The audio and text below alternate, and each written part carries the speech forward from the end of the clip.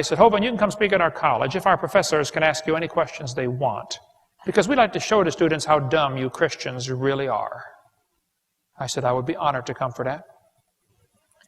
So I showed up. There were 6 professors and all their students in the room. You know, I felt like Daniel in the lion's den.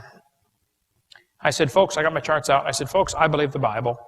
I believe 6,000 years ago God made everything, and 4,400 years ago there was a flood that destroyed everything. And then I told them what they believe, because most of them don't know what they believe, you know. 20 billion years ago, Big Bang. 4.6 billion years ago, Earth cooled down, rained on the rocks for millions of years, and turned them into soup, and the soup came alive. One professor was really upset. He said, Hovind, do you realize there are hundreds of varieties of dogs in the world? I said, oh yeah, there's a bunch. He said, do you mean to tell me that you believe all those dogs came from just 2 dogs on Noah's Ark? You expect me to believe that? I said, sir, would you look at what you're teaching your students? You're teaching your students that all those dogs came from a rock